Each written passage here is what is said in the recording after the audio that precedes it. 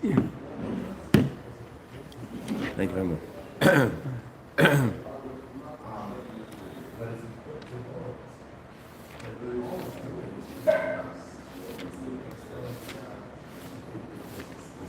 Okay, there's a mitzvah, it's a Torah portion.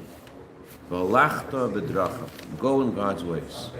And Sifri explains that just like God is called Chanun, He's called benevolent, you should be benevolent. Mahu nikra rachum, just like God is called merciful, you should be merciful. Mahu nikra chassid, avata chassid. Just like God is called a chassid, God is called someone who is kind, so too must we be kind, benevolent, and merciful. That's what the Torah says. The Rambam lists all the commandments of the Torah, and he puts this down as one of the 613 mitzvahs. The issue is this: there's a certain criteria to be listed as one of the 613 mitzvahs, or to be listed as one of the 613 mitzvahs. The mitzvah cannot be something that is already connected with other mitzvahs. So it seems over here, this mitzvah, go in God's ways, morning, is something that's it's not unique. In other words, it's called a mitzvah koleles. It's a mitzvah which includes many things.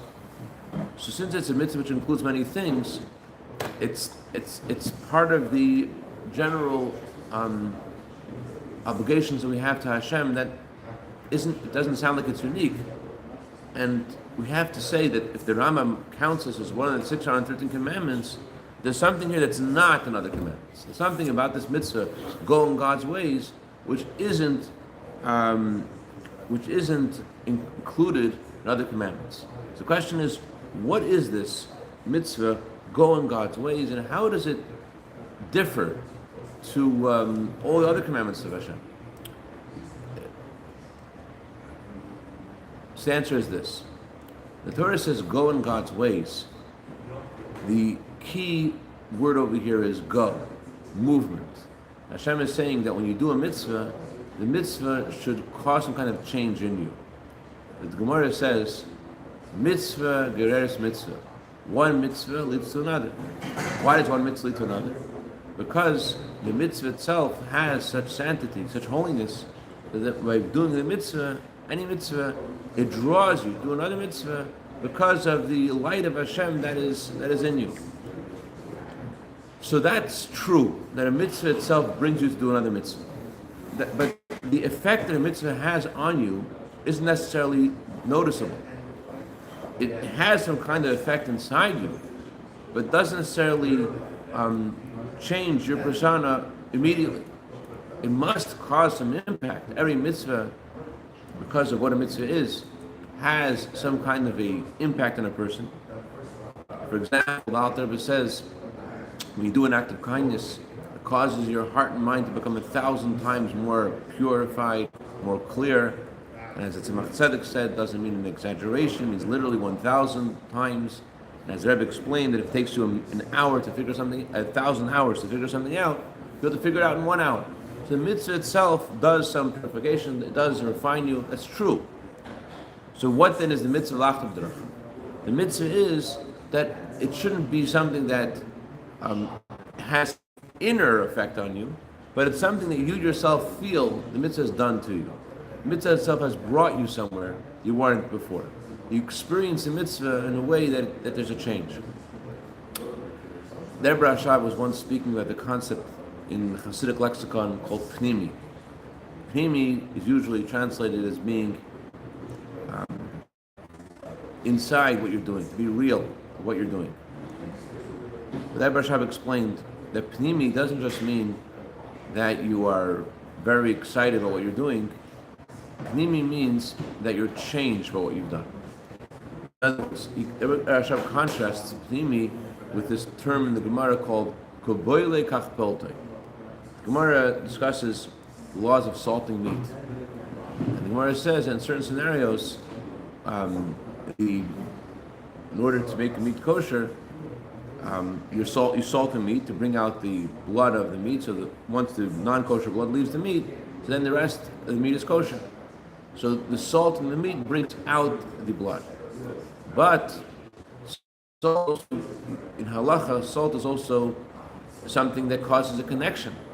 The two things are salted together, then one item, let's say the two items are salted together, one is kosher, one's not kosher. The kosher item will become not kosher just because it's salted. If they stay together for a certain amount of time, so then depending how salty it is, the non-kosher item can make the kosher item non-kosher, just like if you cook two items together. So the kosher item becomes not kosher, and because it absorbs the taste of the non-kosher item, so when they're salted together. So how do we say that when you salt meat, it causes the blood to leave the piece of meat? It also causes the blood to be salted with the meat, and therefore it causes the meat to absorb the blood as well. Says the Talmud, as it absorbs, that's how it spits it out. And actually, because the meat is right now concentrating on bringing out its taste, bringing out its blood, it's not going to absorb. So Rabbi Cashapp said that the meaning of pnimi is distinct. Meaning of being inside a mitzvah, being inside what you're doing, is not just that you're excited about what you're doing. It's that you're changed by it. Instead of kaboyle kachpolte, that the same way you absorb the experience, the same way you spit out the experience, pnimi means that there's something in you that is now altered, something changed, something better in you because of the experience. And that is a mitzvah of Hashem, to go in God's ways, that there should be movement. Mitzvahs are called the ways of Hashem. Okay, you know that. The Torah says that the mitzvahs are called ways of Hashem. Here the Torah adds something. You should move in God's ways. The mitzvah should cause some kind of a change. And the Torah is very specific about the kind of change it wants. The word it uses is v'halachta. You should go. What emphasis of the word v'halachta as opposed to other words that denote movement? There's a verse, "Menasati lacham ahalchim bein ha'im ma'eleh." I will give you people who walk among all those who stand. That's what the pasuk says. This verse, these words that God told the prophet Yeshaya, those words are about the journey of the soul to this world. When the soul is in heaven and angels are in heaven, they ascend every single day. Every prayer, 3 times a day, they say these prayers. They go to a different place they were before. They're in a higher place they were before. Shachas, Mincha, they ascend. But each level of ascent is not called a real movement. Why? Because every place they go is traceable to the place that they left. It's not completely a dramatic movement away from where they were before. Let's say, for example, in studying Torah. Abraham, you're opening the Chumash. From the Chumash, you can learn the Rashi. From the Rashi, you can learn the comments on Rashi. From the comments on Rashi, you can go to the Gemara. From the Gemara, you can go to the Mishnah. And the Mishnah, you go to the Gemara. From the Gemara, you can go to Shulchan Aruch. And from Shulchan Aruch, commentaries in Shulchan Aruch. Until you can go to the Alter Rebbe Shulchan Aruch. And you can go all the way from the Gemara and the Rashi and the Tosfos and the commentaries on Tosfos, and you could draw a line from the initial verse in the Torah that you learned all the way to the final halacha on the Alter Rebbe Shulchan Aruch. It's possible that everything you study builds on what you did before, and you build and you build and you build until you know you have a real building of Torah. But in that process, each step is connected to the part before. You need each step to get to the part before. That means that every step forward is connected somewhat to where you were before. There's no clear jumping away from where you were before. That's not called movement. That's not called walking. Walking is when there's no comparison to where you were before, and you don't need, and the steps before aren't helpful. The steps before actually mess up the future steps. Like the Gemara says about Reb Zeder. The Gemara says that Reb Zeder wanted to learn the Jerusalem Talmud. Before learning the Jerusalem Talmud, he wanted to forget the Babylonian Talmud. In order to forget the Babylonian Talmud, he fasted 40 fasts or 100 days of no eating. In order to be able to understand the Jerusalem Talmud, he fasted for 100 days. Why did he want to forget the Jerusalem Talmud? Just learn the Babylonian Talmud. Usually, the Talmud says, Divrei Torah anim makamecha, Hashem makamacher. The words of Torah are poor in one place, and they're rich in other places. Sometimes you're learning one part of the Talmud, and you need to learn to other parts of the Talmud to understand the part that you're in. That's why you notice in the last couple of decades, in the newer editions of Talmud, they put in every volume of Talmud not just Rashi's comment on that, but they also cross-reference, and they bring other similar Rashis that comment in other places in the Talmud. And it's very helpful because you're learning Rashi in one place, you don't know the whole picture. You look at Rashi's other 5 commentaries and 5 other places in the Talmud, and you're able to cross-reference what Rashi says here and to other 4 places in the Talmud. It really gives you a full picture of the subject. So why would Reb Zera want to forget the Babylonian Talmud when he wants to learn the Jerusalem Talmud? Wouldn't his knowledge of the Babylonian Talmud assist him to understand the Jerusalem Talmud? And the answer is no. The Jerusalem Talmud and the Babylonian Talmud are completely different. The Babylonian Talmud is analogous to being in a dark room and not knowing where the door is. Ever happened to you, Rabbi? You ever be in a dark room and not know where the door is? You ever had such experience? Yeah. So what do? You start groping in the dark. You feel this is a table, this is a bench, this is a chair. There's a wall until you finally get to the door. The Jerusalem Talmud is compared to being in a room where light is on, and there's the door. You go straight to the door. So in the Babylonian Talmud, you find this thing of going back and forth, questions and answers, deeper and deeper. One other question, and so it's not at all like the Jerusalem Talmud where there's a clear light, clear vision. Here's the answer. So in order for Reb Zera to be able to learn the Jerusalem Talmud, he wanted to forget the Babylonian Talmud because it's a whole different kind of way of learning. That previous learning didn't help him for new learning. It would have messed him up. Now, although not really relevant, but although the halacha follows the Babylonian Talmud, there is an advantage in the Babylonian Talmud because when you go to the questions and answers, you get deeper. You get to a deeper light, a higher kind of light. It's kind of like in life when you go to, if a person makes a mistake, the Gemara says that the mistakes you make allow you to do tshuva. When you do tshuva, you reach a higher level than that even the tzaddik cannot reach. So the mistakes itself can propel you to reach a higher level. But it's obvious that there's an advantage that a tzaddik has over someone who is not a tzaddik. It's obvious that yes, the Baal Tshuva has an advantage over a tzaddik, but certainly a tzaddik has an advantage over Baal Tshuva as well. So that's what the Jerusalem Talmud is about. Jerusalem Talmud is like the light of a tzaddik. It's clear, it's beautiful, it's wonderful. There's no darkness. There is an advantage of the Babylonian Talmud. We follow the halacha Babylonian Talmud, as the Gemara says, "Ein adam ayim al divrei Torah el kinech shemayim." You cannot understand the Torah unless you misunderstand it first. Your initial assessment, your initial comprehension of Torah is definitely going to be missing something. And unless you realize what you're missing, unless you feel you've missed something, and you feel there's some mistake here, you're not going to go deeper. You cannot understand the Torah unless you first misunderstand. So the Jerusalem Talmud, because it's so clear, there's no misunderstanding, it's not able to get deeper. Not able to go to the higher place, like a Baal Tshuva is able to reach a higher place. L'chaim. So in this process of keeping this mitzvah, v'alachta b'drachav, going in God's ways, what Hashem is asking us to do is not just to perform His commandments, but to be changed by them. And that's why the Rambam says, what's this mitzvah? To act in a similar way as much as you can to God's ways. Act as similar as you can to God's ways. Lidam is to act similar to Hashem's ways as much as you can. In other words, don't be kind just because of your kindness, because of your mercy, because you have as your soul also likes being kind and merciful. Do this because it's a godly thing. A mitzvah is the will of Hashem. Because Hashem is infinite, mitzvahs are infinite.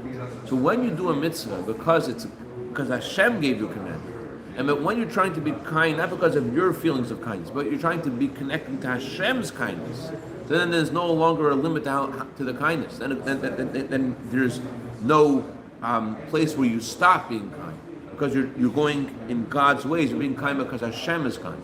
If you're kind because you are kind, you have your limits to how kind you want to be, and then at the end of the day, you're done. You're done. People think that the reason that they sometimes mistreat closer people in their life is because they're done, they're spent, they have no energy left. It's not true. You see, a person works very hard, comes home, and then the living room rug is lit on fire or something, and he loses it and he screams, and he just don't have no patience, right? Then all of a sudden he gets a call from someone else. Hello, very sweetly, very kindly, very where does it come from? It's because of someone else. Because someone else is calling. You're in the presence of someone else, and you're in family. You feel you can get away with it. That's the Torah tells us: be kind because God is kind. Don't be kind because it's just because if you want to be kind. Be kind because you want to go in God's ways. You're trying to connect to Hashem. If you do a mitzvah because of your connection to Hashem, because you're bonding with Hashem in the mitzvah, so the mitzvah propels you farther than it would naturally. Yes, a mitzvah is godly, a mitzvah is holy, and therefore it does have an effect on you. But if you're doing the mitzvah because you want to connect to Hashem, you receive more of the mitzvah's light. The mitzvah brings you to a higher level.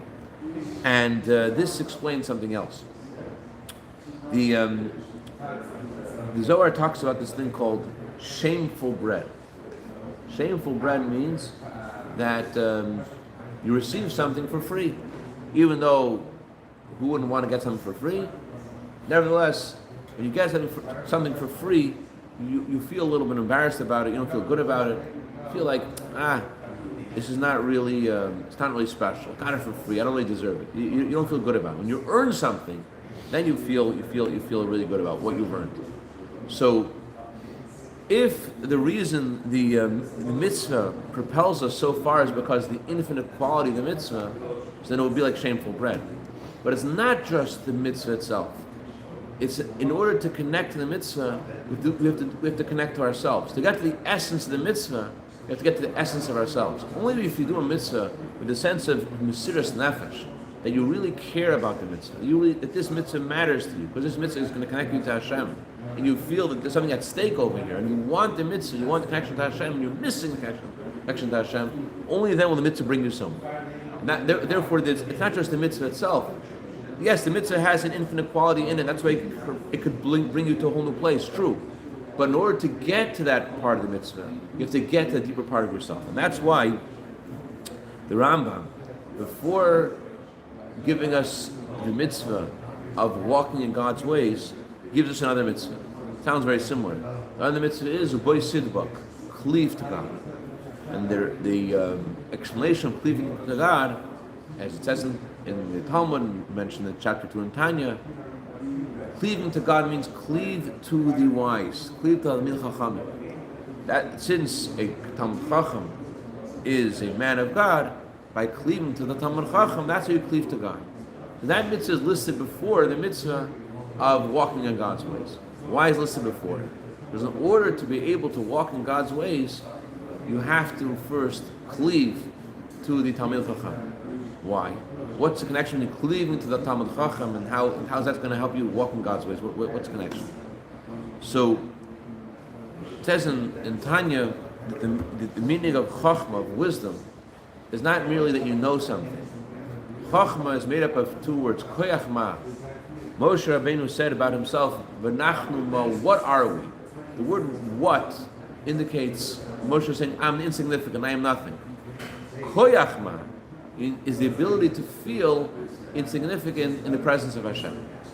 To feel, as we were learning last week, who was a Chacham, the Gemara says, who was wise? Hareyas hanelet, someone who could see the outcome. The simple sentence of the Talmud is saying that in the present, you could see their end result. Not just you know what the end result's going to be, but you see it in front of your eyes what the end result is. But there's a deeper meaning to this. Who is wise? Ezel Chacham, someone who could see the Noila literally means the birth. Someone who could see how the world is being born every second out of nothingness. Someone who could see that Hashem is creating the world. If you're aware and can feel Hashem is creating the world, that's the true meaning of, then you're not in the same place as everyone else. You're always living in the city of truth. You're not in the city of Los Angeles, or you're not in the city of New York. You're living in the city of truth. You're living in the place where Hashem is. You don't feel a table and the chair. You feel Hashem is creating the world. So not everyone can be in that level. But a Talmud Chacham is a tzaddik who is very connected to the Shekhinah. The Shekhinah, Alter Rebbe says that the divine sphera, divine energy in the highest of the realm of Atzilus is Chachma. What is Chachma? Says the Alter Rebbe that you heard from his teacher, the Mezitcha Magid. It's a place where there it's revealed Hu Levade Hu Means Alasei. How Hashem is alone and nothing besides him. So a Talmud Chacham means someone who feels the world's been created out of nothingness, and he feels that all there is Hashem. That's the meaning of a Talmud Chacham. He feels all there is Hashem. He feels all there is Hashem's truth.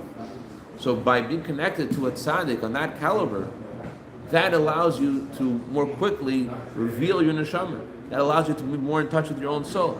And then the mitzvahs that you do are done with that sense of not just getting it over with, not just being excited about it at the moment, but being changed. And the purpose of the Torah using the word "V'alachta b'drachav," to walk in God's ways, the Torah wants to say to us, you should be a different person by the mitzvah. The mitzvah you've done, it should be a changed person. Every mitzvah should change you, should bring you somewhere else. But how does mitzvah change you? Mitzvah can only change you if you get in touch with the essence of the mitzvah. Hey, this is the will of Hashem, and you feel this is Hashem talking to you. How do you feel it's Hashem talking to you? That's why the Rambam prefaces the mitzvah of walking in God's ways with cleave to the tzaddik. By cleaving to the tzaddik, that and more easily puts you in touch with your own soul. And when you're in touch with your own soul, you do a mitzvah more with the sense of the serious nefesh, with the sense of I want to cleave to Hashem, and then the godly light in the mitzvah reaches you, and there's a change. L'chaim should be there. Should go somewhere. Any questions? All right, we'll stop here. A good Bach Reb Zev, good Bach Reb Remel, good Bach Chaim Peretz.